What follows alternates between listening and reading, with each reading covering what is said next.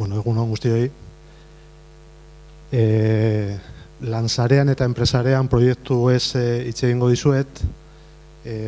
Biak dira ziurtagiriaren elkartearen proiektuak, bai Euskadi Ziurtagiriaren elkartean, bai Euskadi Ziurtagiria kudeatzaz aparte, beste proiektu batzuk ere bideratzen ditugu, beti ere alor sozioekonomikoaren euskalduntzearen eragiteari begirakoak.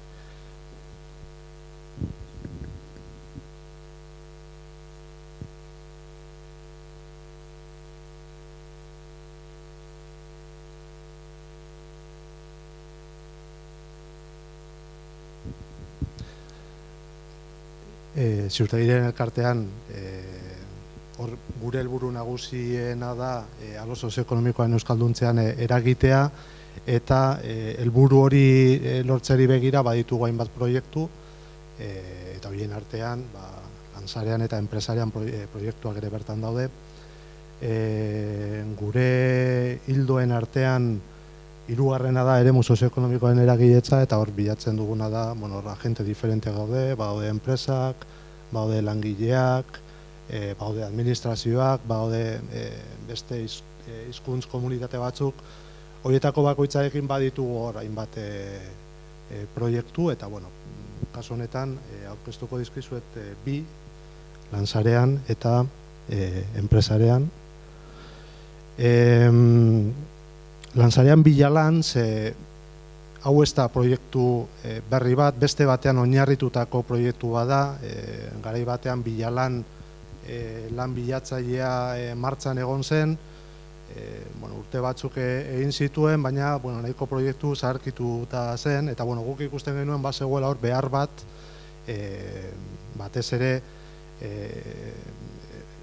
landeialdiak, hautaketa prozesuak euskaraz kudeatu nahi zituzten enpresa eta administrazioek hor bazuten gabezi bat, ez bazuten hutsune bat. Ez zegoen plataformarik hori euskaraz kudeatzeko aukera emango zienik, ez? Hortik abiatuta, erabaki genuen lansarean proiektua martxan jartzea. Ikusiko dugu bideo labur bat, eta hor azalduko da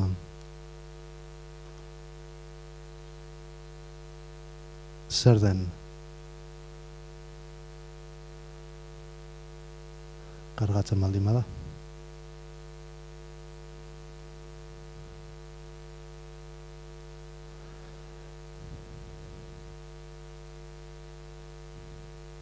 Ez da kargatuko.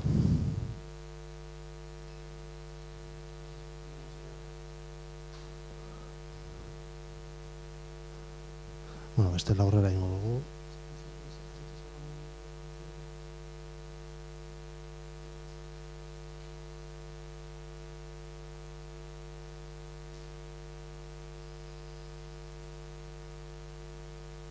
Txeko dugu. Bai.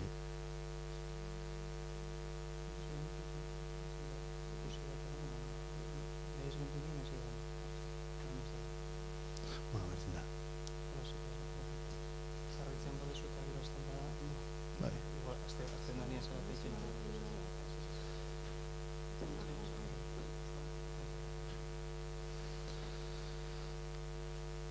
Lansareanek baditu bi funtzio nagusi, batetik enpresei aukera ematen zaie euren landeialdien berri eman alizateko, eta hautaketa prozesuak bertatik kudeatu alizateko, eta gero lan bilari diren pertsonei aukera ematen zaie indarrean dauden landeialdi horiek ezagutzeko, eta era berean lan deialdi horietan zuzenean plataforma honen bitartez izena emateko. Hori dena egin daiteke lansareanen bidez. Ikusiko dugu pizkat.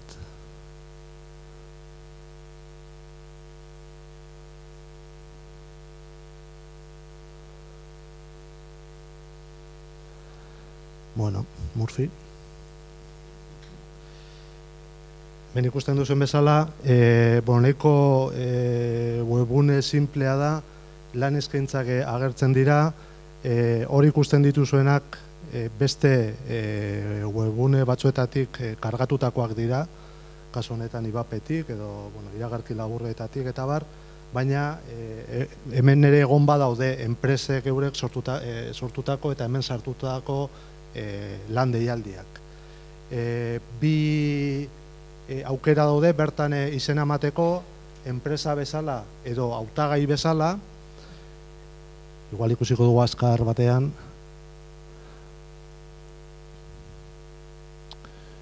edo igual ezain azkar, enpresekor aukera dute izena emateko, kontua sortzea oso erreza da, e-postalbide batekin eta pasaitz batekin nahikoa da bertan sartzeko, nahi baldin baduzu sartuko gara momentu batean eta ikusiko dugu.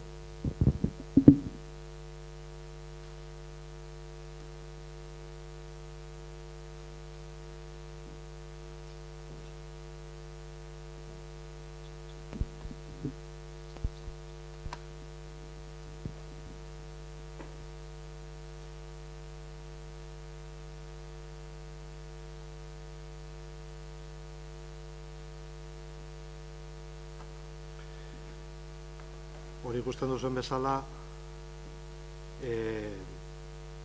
hemen behin kontua sortuta, enpresaren datuak horre sartu behar dira, enpresaren deskribapena sartu behar da, enpresaren logotipo eta bar.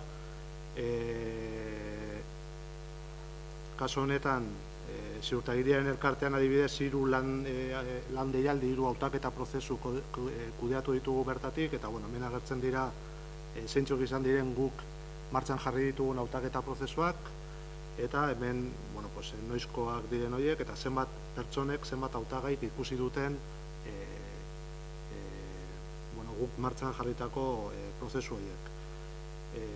Hautagaiak ere ikusteko aukera dago, nahi sartuko, evidentemente ez dizkizuet erakutsiko honetan izena eman dutenen datuak, baina aukera dago bertan hautaketa prozesu bakoitzean izena eman dutenen zerrenda kudeatzeko, eta modu erraz batean atari honek datu horien usteak eta egiten du. Hautagaiek egin behar dutena da izena eman eta bere kurrikulumei dagokien informazio guztia bertan sartu, eta enpresak informazio hori jasotzen du modu erraz batean. Beraz, oso modu errazean kudeatu daitezke lan deialdiak. Enpresa bezala sartu naiz, baina hautagai bezala ere sartzeko aukera badago. Eta hemen ikusten duzu zer den lansarean. Esan bezala, enpresei aukera ematen zaie beraien lan deialdien berri emateko eta hautaketa prozesu horiek plataforma honetatik kudeatzeko eta hori euskaraz, eta lan bilari diren pertsonei aukera ematen zaie indarrean dauden lan deialdi horien berri izateko eta horietan izena emateko. Beraz, nahiko tresna erabilgarria da.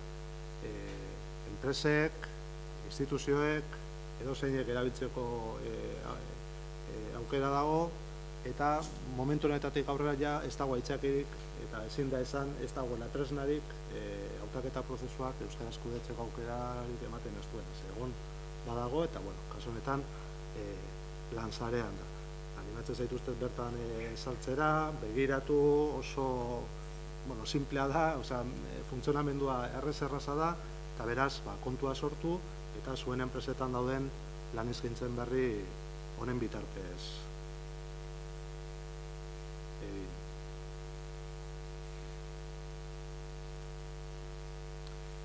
Hori labur-labur enpresareani, lansareani dagokiona. Enpresareani dagokionez, enpresarean da proiektu bat 2010an ziurtagiriaren elkarteak martxan jarri zuena, eta kasu honetan bilatzen dena da euskaraz lan egiten duten eta euskarazko produktuak eta zerbitzuak eskaintzen dituzten enpresen eta profesionalen arteko sare bat osatzea. Izan daiteke lansarean ere izan daitekeela honen barruko proiektu bat, ez? Enpresarianen inguruan hainbat ekimen bideratu dira 4 urte hauetan zehar, jardunaldiak egin ditugu, orain dela 2 urte kursalen azoka bat antolatu zen, Gipuzkoako Diputazioaren laguntzarekin, Donostiako Udalarena eta Kutxaren laguntzarekin, iaz ere jardunaldi bat antolatu zen Arrasaten, eta hor ere Gipuzkoako Diputazioa, Arrasateko Udala eta Laboral Kutxaren babesa egon ziren, Gasteizen ere egin zen topaketa bat Arabako enpresen artekoa, Arabako Diputazioaren laguntzarekin, eta aurten ere antolatuko da enpresarianen 2. azoka Donostian, Kursalen, eta hau izango da urriaren 23an. Kasu honetan ere, Gipuzkoako Diputazioaren babesa egongo da, Donostiako Udalarena, bai Euskara Patronatoarena eta baita Donostia Sustapenarena, Laboral Kutxaren babesa ere egongo da, eta Arabako Diputazioarena ere bai. 2. azoka honen egitarauaren aurrerapena egin dugu, eta honen berri aipatuko dizuet labur-labur. Datorren asteartean aurkeztuko da medioen aurrean, ez da ondo ateratzen, bide batez, gonbidatzen zaituztet enpresarian.org webgunean izena ematera eta bertan dagoen komunitatean ere parte hartzera. Esan bezala, 2. azoka honetan bilatzen duguna da euskaraz lan egiten duten eta euskarazko produktuak eta zerbitzuak eskaintzen dituzten enpresa eta profesional horien artean harreman bat gauzatzea, horretarako errestasunak jartzea, eta beraien artean harremanetan jartzea, proiektu enpresarial berriak abiatzea, enpresen artean hitz egitea, azken finean hori da azoka baten helburua. Gai nagusi bezala jarri dugu Euskal Herriko enpresen etorkizuneko erronkak, eta horretaz arituko gara egun horretan zehar. Horretarako 3 solasaldi nagusi egongo dira. Lehenengoan parte hartzaileak izango dira Gaindegiako Imanol Esnaolak, berak gidatuko du solasaldi hau, eta parte hartuko dute Laboral Kutxako Josu Arraizak, Azaro Fundazioko Ainara Basurkok, Herrikoako Marikles Salaberrik eta Adegiko Xabier de la Mar. 5 hauen artean gauzatuko da lehendabiziko solasaldia. Erronken artean gure ustez komertzio elektronikoarena dago, eta beste mainguru bat antolatu dugu. Kasu honetan Javier Azurmendik moderatuko duena, eta bertan hartuko dute parte Kodesintaseko Gari Araolazak, Idiatekako Irurikenerrek, Euskontu eta Txalaka plataformetako Arkaitze Zukuntzak eta Euskal Herriko Plazako Mikel Aramuruk. 3. solasaldi bat ere egongo da, kasu honetan jorratuko da, zuek hemen goizeko saioan landu dituzuen gaiak, nahi dugu harremanetan jarri hezkuntza mundua enpresarekin, formazioa, lanbide heziketa, unibertsitatea eta enpresaren arteko lotura horretaz hitz egin nahiko genuke. Eta kasu honetan, hemengo Edurne Bilbaok egitatuko du solasaldi hori, eta bertan parte hartuko dute UEU, Iñaki Alegria gertzen da hor, baina beste islari bat izango da, ETB-ko Julien Elgetak, Deustuko Roberto San Salvadorrek eta Mondragon Unibertsitateko Jon Altunak. Esan bezala, 3 bloke hauek izango dira azoka honetako solasaldirik importantenak, baina azoka bat izanik aukera eskainiko zaie enpresei aurkezpen laburren bitartez euren produktu eta zerbitzuen berri emateko, euren ideien berri emateko, proiektuak abiarazteko laguntzaileak bilatzeko hitzaldiak emateko. Nahi duguna da, ideia bat daukan enpresak bertan erakustea eta bertan topatzea ideia hori gauzatu alizateko laguntzaileak, beste partner batzuk topatzea. Datorren urriaren 10 arteko epea dago aurkezpen labur horietan izena emateko epea, eta enpresariaren azokan parte hartzeko epea urriaren 17 arte dago zabalik, eta egin behar dena da oso simple, benere enpresarian.org webgunean sartu, eta hor izena eman enpresarian azokan hor sartu, datuak bete, eta esan bezala datorren 23an kursalen Euskal Herriko enpresek eta profesionalek aukera izango dute etorkizuneko erronken inguruan hitz egiteko. Eta hau zera, aurkeztu behar nizuena, Lansarean lanataria batetik eta enpresarian azoka bestetik, biak ziurtagirian elkartearen proiektuak, eta bietan parte hartzera animatu nahi zaituztet, eta eraberean zuen enpresetan ere informazioen berri zabaltzea eskertuko nizuek. Egia esker.